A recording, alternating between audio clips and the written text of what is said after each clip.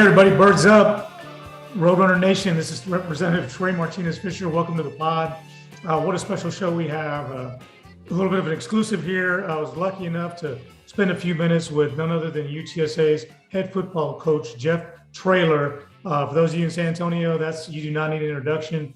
You know who Coach Traylor is. Wonderful job he's doing at UTSA, not only for the football team and for the fans and the UTSA community, but what he's doing for our community here in the city of San Antonio, sort of elevating the discussion about everything that's happening at the University of Texas at San Antonio, from the academic side to the athletic side. But who would have thought that in such a short time at UTSA that we would have seen such a rapid rise, not only from the caliber of talent of the men, a lot of homegrown talent, a lot of San Antonians on that college team, definitely 100% Texan, playing football, competing at the collegiate level, and not only competing with tremendous success, so much so that as of the time of this taping, UTSA is currently ranked number 15 in the nation in the top 25 poll, which is pretty huge. I'm a UTSA graduate, very proud graduate, class of 1993. I'm also a graduate at University of Texas School of Law, and so I am so used to seeing my Longhorns be in that top 25.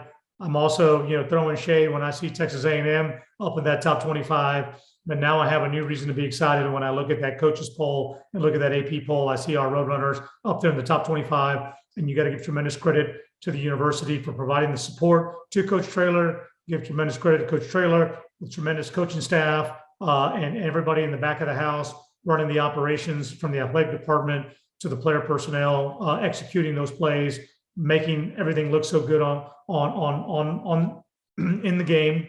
And now, here we are, one of the top rankings in the country, just moving to another conference that's going to expand the level of playing competition, bring more notoriety for our program. And you're going to start to see things like, you saw this past weekend with UTEP being televised on ESPN2, see more talk about UTSA and College Game Day, see more people stand up for the university when we get snubbed from the college football playoff rankings. With just 3 games left in the season, we got to do our part. We have 2 home games, 1 away. This one was Southern Miss this weekend, this Saturday at the Dome. We need to be there. We need to be loud. We need to be loud and proud and do what we can, do everything we can to get behind this program. That's anything from following UTSA on social media, showing up, tailgating, showing your support, buying a T-shirt, buying a ticket, make some noise, do what we can to support UTSA athletics, and UTSA football. Birds up, everybody. Let's have a great season. Let's finish the way we started. We are 9-0, and there's no telling where we're going to be at the end of the season, but let's keep this thing going while we can, keep the momentum up, keep the energy. Very proud to have Coach Traylor on the pod. I hope you enjoy it. Like always, send me feedback. If there's something that we can do, you can always hit me up on social media, TMFTX on both Facebook and on Twitter, TMFTX. Thank you. Everybody, welcome back. Pretty fired up about this next guest. You know him. You've seen his work, Roadrunner Nation. He has been a tremendous gift to our university, to our city, to our state, to college football. I'm talking about UTSA's Coach Traylor. Coach, welcome to the podcast. Thanks. Appreciate you having me on. Absolutely. Hey, tell us something. Listen, I mean, we've all been following with lots of excitement. How does it feel to be a head football coach at UTSA right now? It's been great. It's been a fast 22 months, 23 months. It seems like yesterday I was at the introductory press conference, and it's just been a blur, from COVID to George Floyd to a crazy winter to now a crazy season. Man, what a season! I tell you what, I'm getting old now. I'm 51, and I struggle to stay up late at night. And there I was on the couch, watching that UTEP game. And I'll have to be real honest with you. My wife is from New Mexico, so this whole UTEP thing, we had a divided house for just a little bit. But it was great to see that game. It was great to see the team execute after a week off, and lots of emotion, with all the stuff happening behind the scenes with your coaching contract renegotiations. What did it feel like just sort of leading up to that game? And how did you make the time go by with such a late start on a Saturday night? We were very intentional about that. We kept them up pretty late Friday night, let them sleep in pretty late Saturday because I just didn't want them to be, in their beds all day right before the game. So then we kind of broke up the time and kept them moving a little bit, kept them fresh. And, it's always up to the players. My single-digit guys, our leadership council, they're the ones that get it done. And they did a great job of keeping our guys focused. And we played very well on national TV from a very hostile crowd. Man, it was great. And it was a pretty aggressive game. I saw a lot of, physicality, at least on the defensive side of the ball from UTEP. But players were getting after it. I got a little nervous because I saw, the way they were handling some of our receivers. Our guys were getting up, pushing back a little bit. I was hoping things weren't going to get out of hand, but I think UTSA held it down. And obviously the scoreboard speaks for itself. Yeah, chippy would be the nicest way I would describe that game. So, yeah, there was a lot of hand-to-hand combat, DBs and receivers. And, that's the way the officials let us play. So that's the way we played.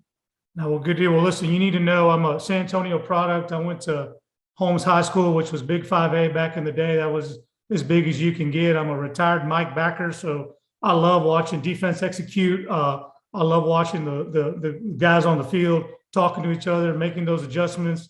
I don't know if they get to call their own audibles on the defensive side of the ball, but walk us through a little bit how these players are just constantly executing play after play, and how that leadership stems not only from the coaching staff but to the folks on the field.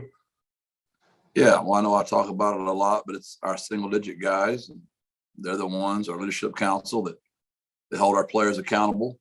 And we have tons of little sayings around here, but practice makes permanent. Perfect practice makes perfect. And our kids practice like it's a game every day. They take every rep very seriously. So therefore, they show up and play very well on Saturdays. Well, good. Well, that's obviously very evident. And, I'm seeing these tailgates at the Alamo Dome getting bigger. I know that we're going into the final 2 games of the season. I believe they're home games. What can we do in this community to support Roadrunner Nation and all the good work that's being done out there on the football field? Well, from day one, all of us have something we're capable of doing. Some of us can just like a tweet. Some people can retweet a tweet, buy a ticket, buy a suite, maybe just spread goodwill with your words.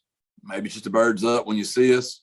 Some people have the ability to write a check and get our covered facility done out here, in $5 million. Some people don't have that ability. So whatever God has given you, do that. It matters. We've probably had 5,000 fans travel to El Paso Saturday. That mattered. Those chants and those guys cheering for those kids, that stuff matters. And I said since day one, it's gonna take all of us, every one of us. There's no one out there that's not important.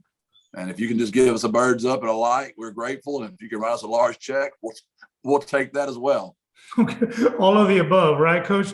I saw your tweet. You had a tweet that said, "Hey, look, we've been through a whole lot. We're 9-0. It's been a crazy journey, and let's finish it out strong at home." I mean, we want to push that attendance as well, don't you think? We want to get that Alamo Dome. It's rocking already with the crowd capacity you have now, but if we can fill that sucker up, it's going to be incredible.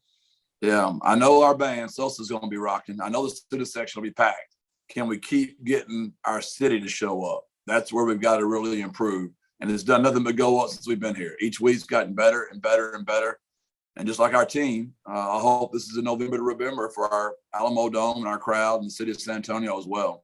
Well, great. Well, listen, I have a buddy of mine. I told him over the weekend that I was going to interview you on a podcast. He's from Arkansas, and he was just singing your praises and that of the staff. But he talked a lot about Coach Barry Lunny Jr. Said he was an Arkansas legend. And so I told my friend Michael that I'd ask you about him. What can you tell me about Coach Lunny?